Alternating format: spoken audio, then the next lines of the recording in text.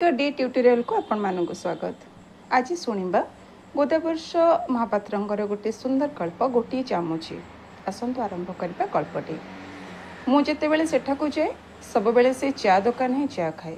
मो पर जड़े धोबधोबाड़िया भद्रलोक सेठी चा खाइबार देखिले अनेक आश्चर्य हुअन्ति।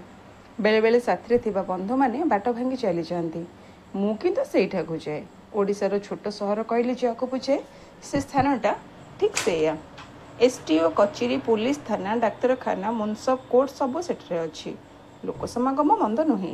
गड़जातर पहाड़िया नईरे हठात बढ़ी आसी बढ़ी छाड़गला परी प्रतिदिन सेठारे बाहर लोक संख्या बढ़े छिड़े। सकाळु आसी कोर्ट कचेरी काम सारी किए रेल किए बस रे चली जाती। जो मैंने बासी तक रहती सेमानक संख्या सेते किछि बेसी नुहे। तथापि ताहा सहर नाम ख्यात। से ही छोटिया सहर रे केते तो चा दुकान अच्छी किंतु से गोटे चा दुकान को मु सब बेले कहीं जाए तहिर यथेष्ट कारण अच्छी। ताहा हेउछि नितांत निर्जन। दिन जकरे 10-25 लोक केबे केमिति चा खाइबा को जाती। दुकान भितरे गोटे टेबुल आउ खंडी बेंच। से दुईटीर बयस 25 वर्ष कम हेब नाही। दुआर कबाट जे अच्छी ताहा नथिबा संगे समान। तलटा माटी बाड़ सब एपरी भंगा जे से भितरे बसिले दुआर छड़ा बाड़ फांकरे बाहर को देखिएब। खरा हेले छात बाटे से घरे खरा पड़े। वर्षा हेले पानी गले। से दुकान मालिक जड़े बुढ़ा। से घर ठारू बेसी बुढ़ा पर जना पड़ती। से घरटा आग तैयारी होइछि कि बुढ़ा आग जन्म होइछंती देखिबा लोक ठीक करि परिबो नाही। से भीतर को पशिगले बुढ़ांकर आग्रहर सीमा नाही। बेंच रे मैला नथिले मध्य ग्राहक पहुंचीबा संगे संगे बुढ़ा मेंचाए कना धरी 2-4 थर पोछि पकाइबे। टेबुल को झाड़ी देबे। तापरे हठात चुली मुंड को जे फुंकेबे चुली को। केते बेले चुली निया थाए केते बेले बे लिभि जाय थाए। लिभि जाइथिले भी जळेबा को बेसी समय लागे नाही। बुढ़ा प्रतिदिन खंडिए खबर कागज किणे। पूर्व दिनर खबर कागज खंडी को चुली जळिबारे साहाय्य करती। बुढ़ा अति आग्रहर सहित केटले पानी फुटाओ फुटाओ ग्राहक को शुणेला परे कहे ए सहर रे केही चा करी जानती नाही। खाली पानी गरम हेले चा हेला बोली सेमाने जानती।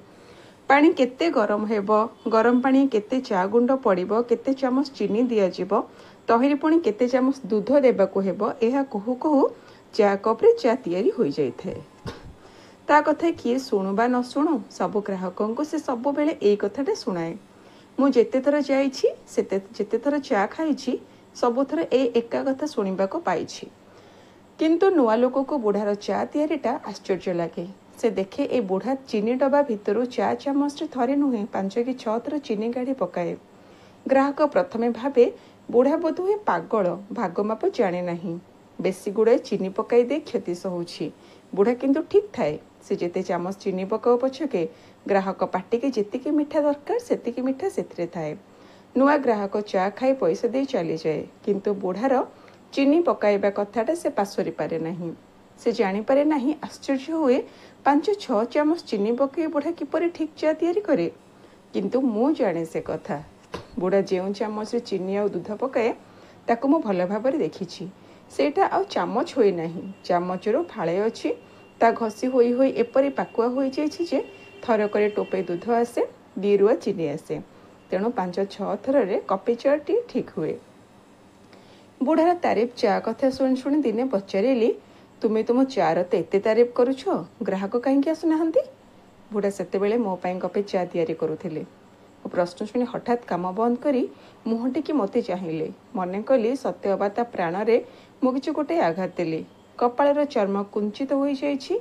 आखि दुईटी अर्ध निमिलित। गत केते मास होला बोधोय मुंडरे तेल हाथ बाजी नथिबारु बाळ भ्रुलता ऊपर को झुली पड़ी आसीछि। 12 दांत खसी जाइथिबा फଳରେ उच्चारणटा विभंग शुणा जाउछि। बुढ़ा कहला ग्राहक कहीं आसुनांते सेथिपई चामच ताई। एहा कही मो हाथ को चामचटी बढ़ाई देला। देखिली चामचर से खालुआ अंश संपूर्ण अधे छिड़ी जाइछि। बुढ़ार बेसी आंगुठी घसी होई बेंट पाकुआ होई जाइछि। मु ताको किछि समय निरीक्षण करी पछरिली ये केमिति दाई। बुढ़ा सेते बेले को मो पई चा तैयारी करबा कथा संपूर्ण पासोरी देथिले। मते कथाटा कहबा पे टेबुल उपरे बसी पड़ी मो हाथरू से मुंडा चामच को नहीं प्रथमे आखि बुझी कहला ता अनेक दिन तलर कथा। अनेक दिन पहिले वर्ष 40। से 40 वर्ष तले याकु मु किनिथिली काहेकि जानती ତା ମୁହଁରେ ଔଷଧ ଦେବି ବୋଲି। ଡାକ୍ତର କହିଲା ଔଷଧକୁ ହାତରେ ଛୁଇଁବ ନାହିଁ, ଚାମଚରେ ଦେବ। 6 ପଇସା ଦେଇ ଏଇଟିକି କିଣିଥିଲି। ଏହା କହି ବୁଢ଼ା କିଛି ସମୟ ନୀରବ ରହିଲା। କଥାର ଅଗମୂଳ କିଛି ମୁଁ ବୁଝିପାରିଲି ନାହିଁ। ଭାବିଲି ବୁଢ଼ାର ବୋଧହୁଏ ଏଟା ପାଗଳାମୀ। ତାହା ନହେଲେ ଚା ବିକିବା ଲୋକ ହଠାତ୍ ଏପରି ବକ୍ତୃତା ଦେବାକୁ ଆରମ୍ଭ କରନ୍ତା କାହିଁକି? ତାକୁ ଜଣେଇଲା ପରେ ମୁଁ ପ୍ରଶ୍ନ କଲି, ହଁ ଔଷଧ ତ ଦେଲ, ତାପରେ କ'ଣ ହେଲା? ବୁଢ଼ା ଆଖି ଫିଟାଇ ମୋତେ ଚାହିଁଲା। କିଛି ସମୟ ଅନ୍ୟମନସ୍କ ଭାବରେ ଚାହିଁ ରହି ତାପରେ କହିଲା, ତାପରେ କ'ଣ ହେଲା ଶୁଣିବ? ତାପରେ କ'ଣ ହେଲା ଶୁଣିବା ଆଗରୁ ଆଗ ଶୁଣ ସେ କିଏ ସେ। ଜୀବନରେ ଯେଉଁଦିନ ତାକୁ ପାଇଲି ମନେ କଲି ଜୀବନଟା ସାର୍ଥକ ହେଲା। ବସନ୍ତର ମଳୟଠାରୁ ସେ ମଧୁର ଥିଲା। ପଦ୍ମର ପାଖୁଡ଼ା ଠାରୁ କୋମଳ ଥିଲା। ଗୋଲାପର ସୌରଭ ଠାରୁ ସରସ ଥିଲା। ବେଶୀ ଦିନ ନୁହେଁ, 10 ମାସ ପରେ ସେ ପଡ଼ିଲା ବେମାରରେ। ସେ ଏଡ଼େ ବେଗି ଚାଲିଯିବ ବୋଲି ଜାଣିନଥିଲି। ଔଷଧ ପିଏଇଛି ଏଇ ଚାମଚରେ, କିନ୍ତୁ ଔଷଧ ବ୍ୟର୍ଥ ହେଲା। ସେ ଆଖି ବୁଜିଲା ଯେ ଆଉ ଫିଟାଇଲା ନାହିଁ। ବୁଢ଼ାର ଆଖିରେ ଲୁହ ନଥିଲା ସତ, କିନ୍ତୁ ତାହା ଏପରି କରୁଣ ଦେଖାଯାଉଥିଲା ଯେ ମୁଁ ଚାହିଁ ମୁହଁ ପୋତିଦେଲି। ବୁଢ଼ା ପୁଣି ମୁହଁ ପୋତି ଚୁଲି ମୁଣ୍ଡକୁ ଚାଲିଗଲା। କହିଲେ ସେ ଚାଲିଗଲା ପରେ ଏଇ ଚା ଦୋକାନ ଆଜିକି ହେଲା 40 ବର୍ଷ। ଆଗେ ଏଇ ଚାମଚରେ ଚାମୁଚେ ଚିନି ପକାଇଲେ 2 କପ୍ ଚା ହେଉଥିଲା। ସେତେବେଳେ ଏହି ଦୋକାନ ଗ୍ରାହକ ଭିଡ଼ କହିଲେ ନ ସରେ। ଚାମଚ ଯେତିକି ସରି ଆସିଲା, ଗ୍ରାହକ ସେତିକି କମି ଆସିଲେ। ଚାମଚ ସିନା ସରି ଆସିଲା, କିନ୍ତୁ ତାର ଚାର ମିଠା ମୁଁ କମ୍ କରିନାହିଁ। ଗ୍ରାହକ କେହି କେହି ଆପତ୍ତି କରିଛନ୍ତି ଚାମଚ ବଦଳାଇ ଦେବାକୁ, କିନ୍ତୁ ତାହା କି ହୋଇପାରେ କେବେ? ତା ରଙ୍ଗ ଅଧରରେ ଏଇଟା ଲାଗିଥିଲା ପରା। ଏହା କହି ବୁଢ଼ା ସେ ମୁଣ୍ଡା ଚାମଚଟାକୁ ନିଜର ଓଠ ଆଡ଼କୁ ନେଇଗଲା। ଓହୋ, ଭାବର କି ଅଭିବ୍ୟକ୍ତି! ଅତୀତର କେଉଁ ୱାର୍ଡ ଭିତରେ ଦୀର୍ଘ 40 ବର୍ଷ ତଳେ ସେ ହୃଦୟ କନ୍ଦରରେ ଯେ ଦେଖା ଦେଇଥିଲା, ସତେ ଯେପରି ସେ ସେହି ଭାବରେ ଅଛି।